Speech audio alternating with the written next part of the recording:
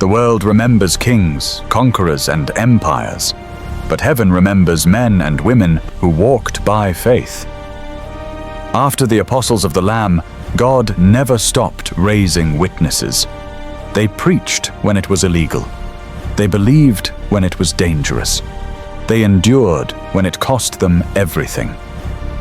This is heroes of faith, the true stories of believers whose lives proved that God is real. His power is timeless, and faith still changes the world. Kindly like, share, and subscribe, and let their faith strengthen you. The crack of rifle fire splitting the morning air, the screaming of women, the wet thud of bodies falling into red dust. A street in a foreign city, hemmed in by low buildings, and hundreds of terrified people pressed together under a sky that is already too bright, too hot, too indifferent to what is happening beneath it. Somewhere overhead, engines drone. Somewhere behind the crowd, a voice is chanting a single word over and over, a word that means kill. And in the middle of it all, a tall, lean man in a rumpled shirt is running. He is not running from the guns. He is running toward a wall. A gray cement wall, barely taller than a man, and just beyond it, a house, and beyond the house, maybe, the faint impossible hope of living to see another sunrise. He reaches it first. He could throw himself over and be gone. Instead he stops. He turns. He cups his hands and takes the weight of another man, a fellow prisoner, and he heaves him up and over the wall to safety. Then, only then, he reaches up himself. His fingers find the top edge. His friend's hand closes around his. He begins to pull. A machine gun opens up behind him, and the tall man in the rumpled shirt slides back down the wall he had almost cleared, and folds into the dust, and does not move again. Inches from safety. Inches from home. His name was Paul Carlson. He was 36 years old. He was a surgeon from sunny California who had traded a comfortable American life for the sickest, poorest, most forgotten corner of the Congo. And in his New Testament, days earlier, in a rebel prison, he had already written the date of this very morning, the 24th of November, and next to it, in his own hand, a single word. To understand how a man comes to write the word peace beside the day of his own violent death, and to mean it, we have to go back across an ocean and a continent in 36 years, to a bright, ordinary town in Southern California, and to the immigrant family where the story of Munganga Paul begins. He was born on the 31st of March in the year 1928 in Culver City, California. The world he was born into was a hard and hopeful one. Within a year of his birth, the stock market would collapse and the Great Depression would settle over America like a long gray winter. Fathers stood in bread lines. Families held together by faith and grit and very little money. And into that world came Paul Earl Carlson, the son of a Swedish immigrant named Gustav Carlson, a machinist who worked with his hands, and his wife Ruth. They were not wealthy people. They were the kind of people who cross an ocean with nothing, and build a life bolt by bolt and prayer by prayer. And prayer was central, because the Carlsons belonged to the Evangelical Covenant Church, a denomination born out of the Pietist revival among the Swedes, a movement that cared less about ceremony and more about the living heart, less about religion and more about a personal, burning, everyday walk with the God of the Bible. That was the air Paul breathed as a boy. A home where faith was not a Sunday coat you put on and took off, but the very frame of the house. Somewhere in those early years, quietly, without fanfare, a conviction took root in the boy. It did not announce itself with lightning. It grew like a seed in dark soil. And by the time he arrived in 1948 at North Park, the Covenant College in far-off Chicago, that seed already had a shape. Those who knew him then would remember it plainly. The young Paul Carlson came to college already carrying a settled, quiet certainty that God was going to make him a medical missionary. Not a rich doctor. A missionary doctor.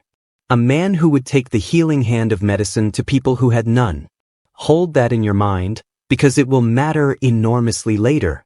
Before the fame, before the tragedy, before the covers of the magazines, there was just a boy in a pew in a Swedish immigrant church, and a call he could not shake.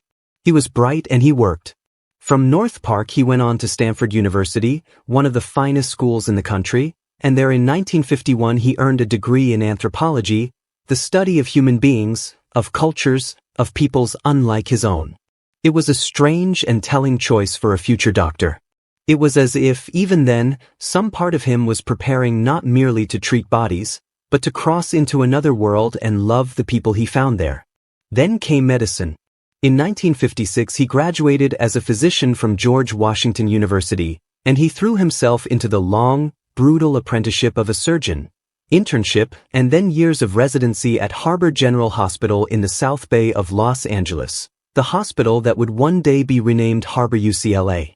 He learned to cut, and to heal, and to hold a human life steady under his hands. It was demanding, exhausting, prestigious work. It was the doorway to everything a young American man was supposed to want. And along the way he found love. Her name was Lois Lindblom, a nurse who had come all the way from Menominee, Michigan. A nurse and a surgeon, two people who had each given their lives to healing, now giving their lives to one another. They married. They had a son, Wayne, and then a daughter, Lynette. They bought a house on Budlong Avenue in Los Angeles County, within walking distance of the hospital where Paul worked. By every measure the world understood, the Carlsons had arrived. A doctor's income. A home. Two beautiful children. Sunshine and security and the whole sweet promise of mid-century America laid out before them like a set table. And Paul Carlson was restless. He could feel it, that old seed in the dark soil, still alive, still pressing upward. He was doing good, honest work, but he was doing it for people who had 100 other doctors within a few miles of their front doors. And somewhere out in the world were people who had none. Not one. The call from his boyhood had never died. It had only been waiting. The turning came in the autumn of 1961. Far across the world, a nation was being born in blood. The Congo, that vast, green, river-veined heart of Africa, had been ruled and exploited for generations, first as the personal property of a Belgian king, then as a Belgian colony. On the 30th of June, 1960, Belgium had suddenly, almost carelessly, handed the Congo its independence. And a country the size of Western Europe, with almost no trained doctors, almost no prepared leaders, and a long, bitter memory of foreign cruelty, was left to stand on its own overnight. It could not. It buckled. It bled. It descended into chaos and mutiny and civil war, and in the middle of that collapse, the sick and the dying had nowhere to turn. Into that emergency, Christian relief agencies sent up an urgent cry across the world. We need doctors. We need doctors now. Paul Carlson heard it. And he answered. He left his practice, left his family for a season and went, for a short term of a few months, into the Ubangi region of the Congo, to lend his hands to the crisis. He expected, perhaps, to do his duty and come home and resume his American life. Instead, the Congo took hold of his heart and would not let go. Something happened to Paul Carlson in those months among the people of the Ubangi. He saw need on a scale he had never imagined. He saw mothers walk for days carrying dying children. He saw diseases that a single trained hand could have stopped, running unchecked because there was no hand to stop them. And he saw the people themselves, their dignity, their warmth, their courage, and he fell in love. And they, in their turn, fell in love with him. He was a healer who had come out of nowhere from the other side of the earth and had knelt in their dust to help them. He went home to California in December of that year. He picked up his scalpel again. He returned to the clean, bright, well-supplied hospitals of Los Angeles. And he could not do it. To a colleague, he confessed the thing gnawing at him with a bluntness that has echoed down the years, that he could no longer bear to spend his days on the small, comfortable complaints of the comfortable, on hernias and hemorrhoids, when across the world people were dying by the thousands for lack of the very care he could give. When people asked him why give up so much, why go so far? His answer was as simple as scripture. Here, he said, there are so many to do the work. Over there, so few. He put it another way to a local newspaper. In Africa, he said, he had known he was doing something that simply would not get done if he were not there to do it. That is the mind of a man being seized by God. Not driven by guilt, but pulled by love. And the pull was answered from the other side, too, the president of the church in the Ubangi personally asked him to come back, not for a few months, but for good as their doctor. So in 1962, Paul and Lois Carlson made the decision that would define and end their lives. They committed to a term of years as full-time medical missionaries under the Covenant Church, and they counted the cost with their eyes wide open. In America, Paul could command a comfortable salary, around $12,000 a year, a fine living for the time. On the mission field, they would live on roughly $3,000. They traded the larger sum for the smaller. They traded a house near the hospital for a station in the jungle. They traded security for a calling. They did the arithmetic, and they chose the Congo anyway. The scripture Paul leaned on in that season was from Paul's own namesake, the Apostle, the letter to the Colossians. Whatever you do, do it with your whole heart, as unto the Lord and not unto men, knowing that from the Lord you will receive your reward. That was the engine of his life. Not doing medicine for money or for status or even merely for the patient, but doing all of it, every stitch and every night without sleep, as an act of worship offered up to God. Before they could go, they had to prepare. The Carlsons spent months training in France and England, learning the languages and the skills they would need. And then in the middle of 1963, they went, Paul, Lois, little Wayne, and baby Lynette, leaving the whole comfortable world of Southern California behind and flying into the green vastness of the Congo. Their destination was a place called Waselo, a remote village in the Ubangi region of the north. The kind of place that appears on no traveler's itinerary. In the writings that survive, it is called, again and again, the forgotten corner of the Congo. And there, in that forgotten corner, stood a hospital, an 80-bed hospital, and beside it a colony for those suffering from leprosy, that ancient, feared disease that had haunted humanity since the days of the Bible. And here is the staggering fact that must be felt to be understood. That one small hospital, and for long stretches that one man, Paul Carlson, were the only medical care for a region of 100,000 people. One doctor. 100,000 souls. The work was crushing. On a heavy day, as many as 200 patients would come to him. 200 human beings, each with their fevers and their wounds and their fear, each looking up into the face of the tall American with hope in their eyes. He operated. He delivered babies. He treated the lepers whom others would not touch. He fought malaria and infection and injury and death, day after day after day, in the heat, with limited supplies, far from any reinforcement. And the people gave him a name. In the Lingala tongue, the word for doctor is Manganga. And so they called him Manganga Paul, and more tenderly still, Manganga Paulo, which means my Dr. Paul. Not the doctor. My doctor. He belonged to them, and they claimed him, and they loved him. Lois worked at his side as a nurse. And though the labor was relentless, there was joy in that little home in the jungle.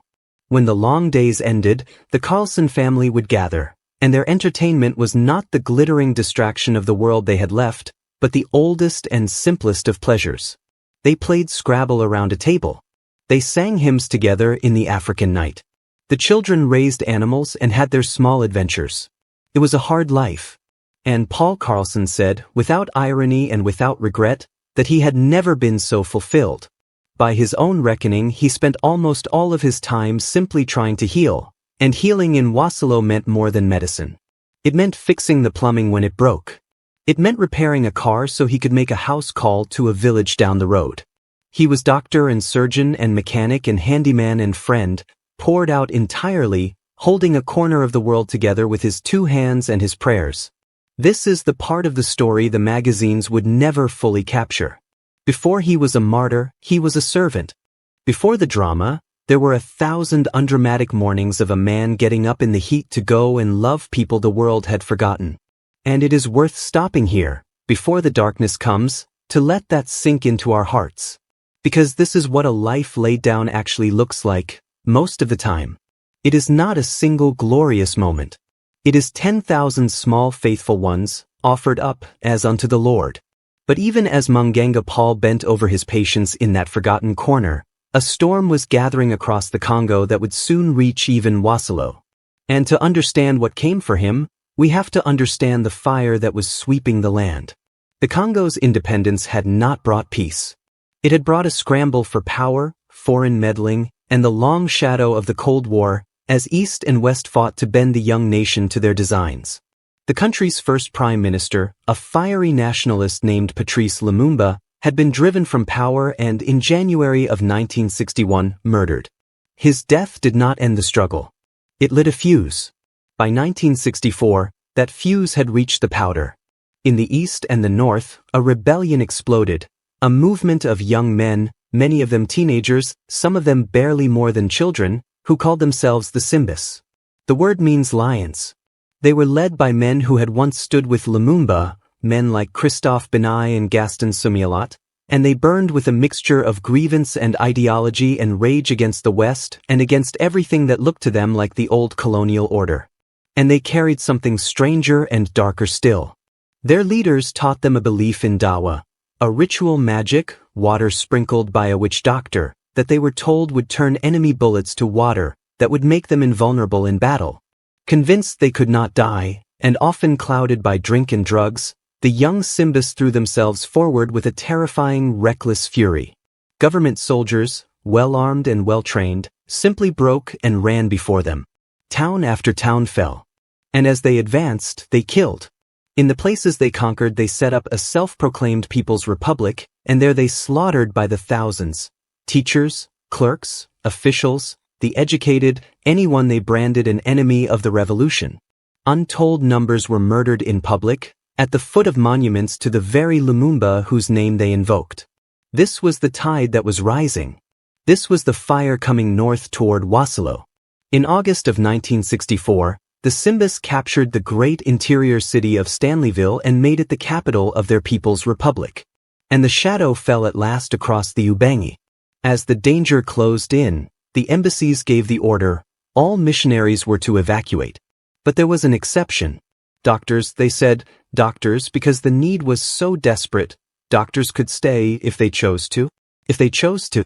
Paul Carlson made a father's choice and a physician's choice, and they pulled in opposite directions, and he honored both. First, he protected his family. He gathered Lois and Wayne and Lynette and their nurse, and he took them to the Ubangi River, the wide brown river that marked the border, and he ferried them across it, out of the Congo, into the safety of the neighboring Central African Republic. And then he turned around and he went back. He went back alone. Back to Waselo. Back to the hospital. Back to the 100,000 people who had no other doctor, because he could not bring himself to abandon the sick and dying to save himself. He knew, the last one. If he left, there would be no one. For a little while, it seemed it might be all right. One of his first messages by radio to Lois, safe across the border, told her that he was back at work in the hospital, and that the situation for now was, his word, peaceful. His Congolese friends, who loved him, quietly worked out an escape route for him, a way to slip out if it all came apart. But the Simbas moved faster than anyone expected. They cut the escape route. The net drew closed. And around the middle of September, Paul got one last message through to his wife. He had sensed it now, a trap was being set around him. And yet, even then, he believed he might still get out. He did not get out. The Simbas came for Manganga Paul. His home was looted. The hospital he had poured his life into was damaged. And in the violence of his capture, 2 of the staff who worked alongside him were shot dead. The healer was seized in the very place he had come to heal. What followed was 3 months of hell. They placed him under house arrest at first. Then they took him to a place called Yakoma, and, in a bitter irony that says everything about the man, they used him there to treat their own wounded rebels. Then they moved him again, on a journey of some 300 miles, deep into the interior, to Stanleyville, the rebel capital, into the hands of Christophe Benaye and the leadership of the People's Republic. And there they leveled against him a charge as false as it was deadly. This gentle surgeon, this man who had given up everything to heal the poorest of the poor, was accused of being an American spy. A major, an agent, an enemy of the revolution wearing the mask of a doctor. It was a lie. But in the fevered, paranoid, blood-soaked world of the Simba rebellion, it was a lie that could kill. They held him. They beat him. They tortured him, in body and in mind. They dragged him through the terror of mock executions and the endless daily uncertainty of a man who does not know, when he wakes, whether he will live to see the night. Christophe Benaille announced to the world that the American doctor would be put on trial and that he would be executed. And here, in the darkest chamber of the story, we come to the very heart of who Paul Carlson was. Because we do not have to guess what was happening inside him during those 3 months. He wrote it down. In the pages he left behind, in his own hand, he wrestled with his coming death and came out the other side into a place of astonishing peace. To live and to die, he wrote, were both gain, and that truth, he said, was becoming more real to him with each passing day. He wrote openly of the beatings. He wrote of what it meant to have no idea what tomorrow would hold. He did not know where the road led from here, he said, only that wherever it led, it would be with him, with God. And he confessed that he did not really expect to live. But if by some grace he did, it would be for God's glory, and if he did not, that too was in God's hands. Read that again and let it break over you. A man being tortured, awaiting execution on a false charge, cut off from his wife and his little children, writing not of bitterness, not of despair, but of gain. This is not natural courage. Natural courage runs out under torture. This is something else. This is the peace that passes understanding, the peace the world cannot give and the world cannot take away, holding a man steady over the abyss. And it did not stay locked inside him. It poured out. Even in that prison, surrounded by fellow hostages, Belgians and Americans and others swept up in the terror, crowded into the Victoria Hotel in Stanleyville under the guns of the Simbas, Paul Carlson could not stop being Monganga Paul. He set up a tiny clinic among the prisoners. He treated the sick and the injured among them with whatever he had. He tended not only his fellow captives, but even his captors, the very rebels who held his life in their hands. And he did it while cracking jokes to calm frightened people, steadying nerves, praying, carrying the others when they could not carry themselves.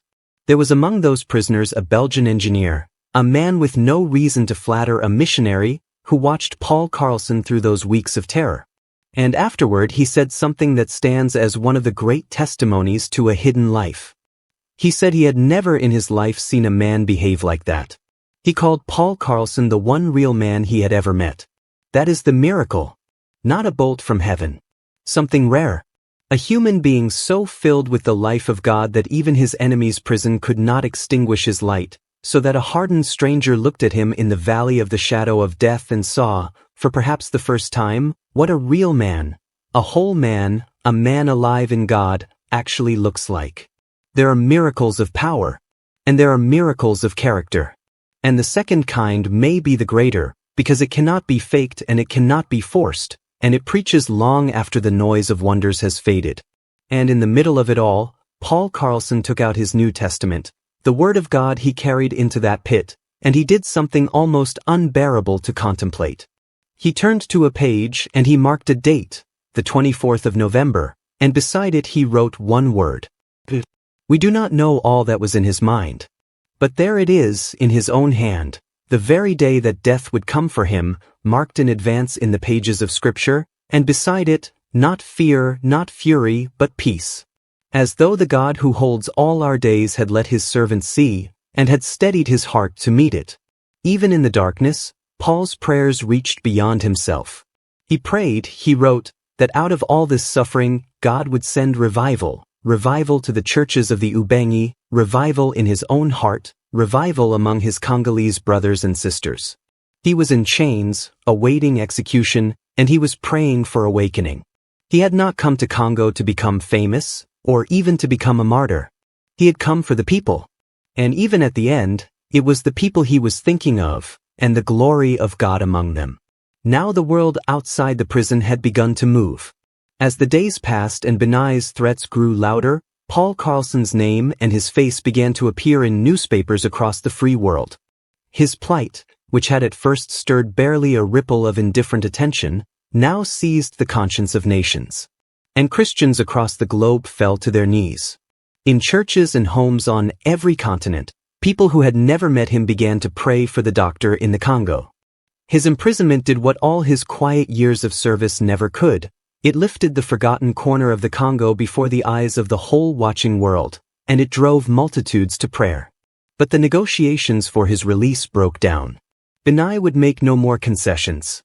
And the governments of the United States and Belgium, having exhausted every other path, made the fateful decision to try to save the hostages by force. They called it Operation Dragon Rouge. Red Dragon. In the darkness before dawn on the 24th of November, 1964, the very date written in Paul Carlson's Bible, 5 great American C-130 aircraft came roaring low over Stanleyville, and from their open doors spilled hundreds of Belgian paratroopers, dropping out of the paling sky onto the airfield on the edge of the city. Inside the rebel-held city, the Simbas woke to the thunder of engines and the sight of parachutes and knew that the sky had turned against them. And in their panic and their rage, over their radio, the order went out, an order of pure murder. Kill them all, the voice screamed. The foreigners. Everyone. Women. Children. Kill them all. Around 7 o'clock in the morning, the Simba guards seized the hostages and drove them out of the hotel and into the street. Out into the open. And in a detail that reveals the depth of the evil at work that morning, they pushed the women and the children to the front. And the young men with the guns, drunk and drugged and told they could not be harmed, began to chant that terrible word, kill, kill, as they raised their weapons. Then the firing began. It was not aimed at soldiers. There were no soldiers there. It was poured into a crowd of unarmed prisoners, into women covering their babies with their own bodies, into the helpless and the innocent. People began to fall. The street, so recently silent, erupted into chaos and blood and screaming. And near the back of that doomed crowd, in the confusion and the noise, a small handful of prisoners saw a chance. There was a house nearby, and between them and it, a low cement wall. If they could reach it, if they could get over it, they might live. And they ran. Paul Carlson ran with them. And he reached the wall first. He was a tall man, a strong man, a surgeon in his 30s. He could have gone over that wall in a heartbeat and been on the other side. But that is not what he did. Because Paul Carlson had spent his whole life putting others first, and he did not stop now, with his life in the balance and the bullets flying. He turned back. He took hold of a fellow missionary, a man named Charles Davis, and he lifted him, pushed him up and over the wall, to safety, ahead of himself. Only then did he reach up for his own life. His hands found the top of the wall. Charles Davis, safe on the other side, reached down and caught his hand to pull him over. Paul began to climb. And a Simba machine gunner fired. The burst caught him there, on the wall, his hand in his friend's hand, one motion away from the other side. And Paul Carlson slid back down into the dust of the street and lay still. Minutes, only minutes, later, the paratroopers reached that very house and secured it. The rescue had come. It had come for him. It had come a handful of heartbeats too late. He died at the wall, 36 years old, having spent his last conscious act, like his whole life, saving someone else. He was not the only one. Beside him in death that morning was a young American schoolteacher named Phyllis Rhine, only 25 years old, who had come to the Congo to teach and to preach, and who was cut down in the same square. Around them lay dozens of others, and beyond that day, across the whole rebellion, uncounted thousands of Congolese had already perished. Paul Carlson did not suffer more than the people he served. He suffered with them. He shared their fate to the end. And perhaps that is exactly as he would have wanted it. They buried him in the Congo, at a place called Karawa, among the people he loved, in the land he had given his life for. And over his grave they set the words of the Lord Jesus himself, from the 15th chapter of John. Greater love has no man than this, that a man lay down his life for his friends.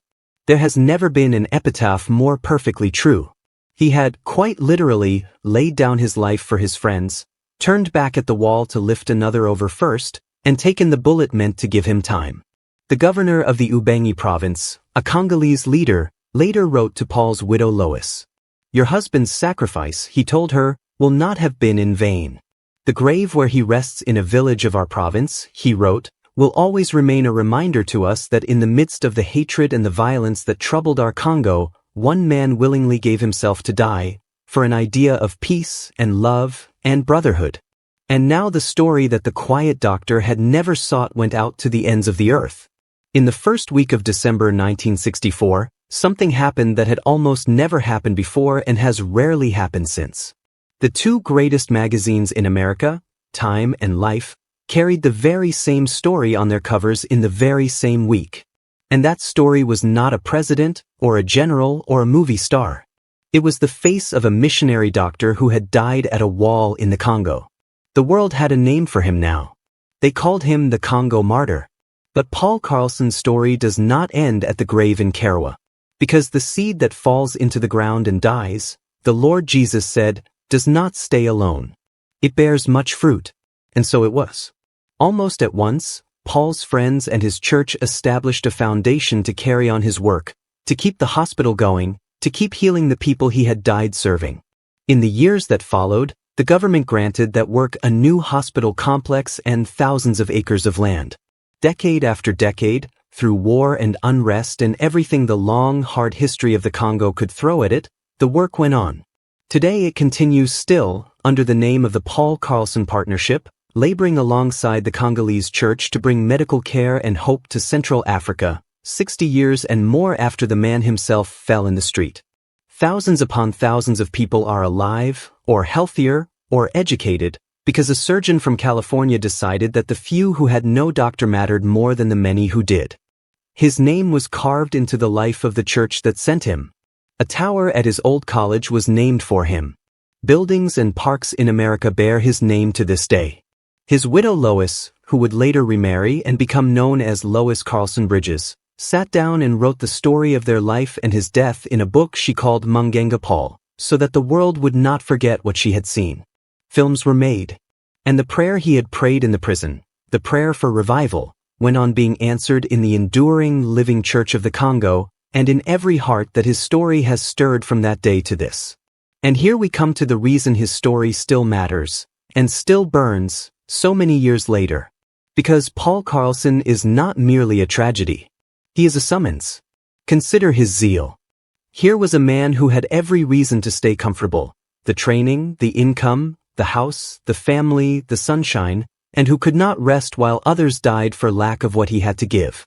Ask yourself, honestly, what has God given into your hands, and are you spending it on hernias and hemorrhoids, on the small and the safe, when he is calling you to the few who have no one? Consider his reckoning. He did the math. $12,000, or 3. He counted the cost with open eyes, and he chose the cross anyway, because he believed that the treasure hidden in the field was worth everything he owned. When did you last count the cost of following Christ, and pay it gladly? Consider his resilience. He went back across the river. He knew the danger. He chose the sick and the dying over his own escape, not once but at every turn, right up to the wall itself. The world calls that foolish. Heaven calls it faithful. Consider his suffering. He was beaten, tortured, falsely accused, and killed, and through all of it he treated his enemies, comforted his fellow prisoners, and wrote of gain and of peace. He proved, with his own body, that the grace of God is real, and that it holds when everything else is stripped away. If it held for Paul Carlson in a Simba prison, it will hold for you. And consider, above all, his love. Greater love has no man than this. He turned back at the wall. In the last seconds of his life, with everything in him surely screaming to save himself, he lifted another man to safety first. That is not human. That is Christ living in a man. That is the very love of the cross, reproduced in one of Christ's own, the love that lays itself down so that another might live. That is the love that saved you. Because 2,000 years ago, another innocent man was falsely accused and beaten and led out to die, and he did not turn away and he did not save himself, though he could have called 10,000 angels, because he had set his heart on lifting you over the wall to safety. Jesus Christ laid down his life for his friends. And he counts you among them, if you will come to him.